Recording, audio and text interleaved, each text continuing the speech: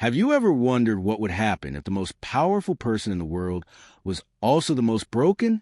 Not just a bad leader, but a deeply disturbed individual with unlimited power.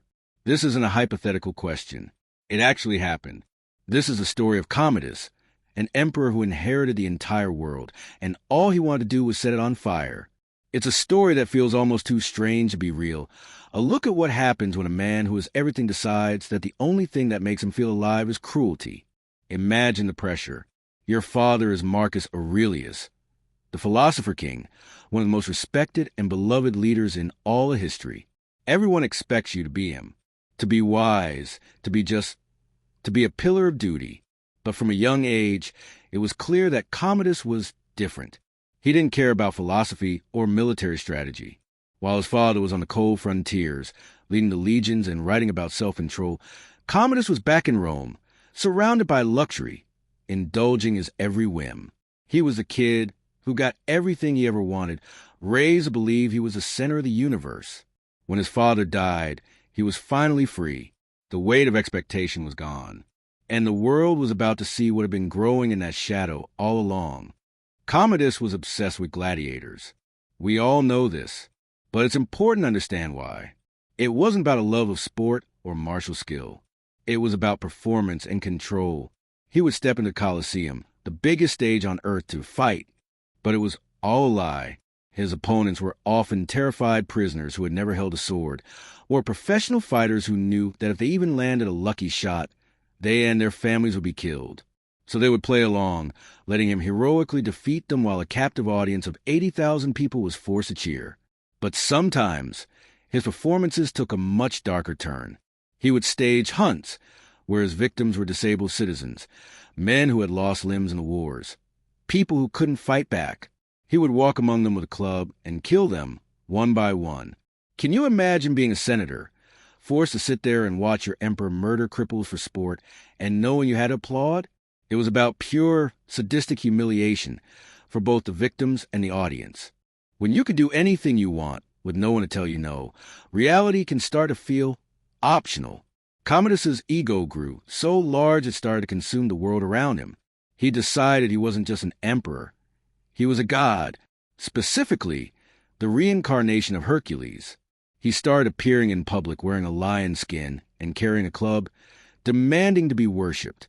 He commissioned hundreds of statues of himself with the body of a hero. Then he took it even further. He decided the city of Rome needed a new name, his name. So, for a time, the Eternal City was officially called Commodiana. He wasn't done. He renamed all 12 months of the year after his own collection of names and titles. It's hard to wrap your head around that level of narcissism. He was literally trying to rewrite time itself to be about him. Living under Commodus must have been terrifying, especially if you were part of the elite. He was deeply paranoid, seeing conspiracies and assassins everywhere. He trusted no one. A wrong word, a joke that he didn't like, or even just a rumor whispered by a rival could be a death sentence. He executed dozens of the most powerful people in Rome on a whim. The atmosphere in the Senate wasn't one of governance. It was one of survival. Everyone just tried to stay quiet, to stay invisible, hoping the emperor's gaze wouldn't fall on them that day. While the city was paralyzed by fear, his palace was a private world of excess.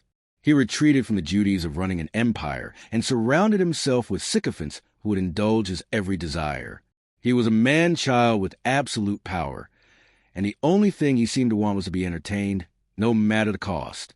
Eventually, the people closest to him, the ones who saw his instability up close every day, realized he was a threat to everyone, including them. His mistress, his head servant, and his top bodyguard decided they had to act. On New Year's Eve, his mistress gave him poisoned wine. But Commodus, likely already drunk, threw it all up. He survived. In a panic, the conspirators sent in their backup plan. His personal wrestling coach, a man named Narcissus. He found Commodus in his private bath, and there the living god, the invincible Hercules, was strangled to death by his workout partner. There was no epic battle, no blaze of glory, just a pathetic, quiet, and humiliating end for a man whose entire life had been a loud, empty, and violent show. He was a terrifying reminder that the greatest threat to an empire isn't always an enemy at the gates, but sometimes it's the weakness and cruelty of the man on the throne. Commodus's reign is a terrifying masterclass in what happens when a narcissist is given absolute power. He didn't just rule Rome, he infected it with his own madness. If these dark chapters of history fascinate you, hit that subscribe button, because the real stories that were buried by time are always the most horrifying.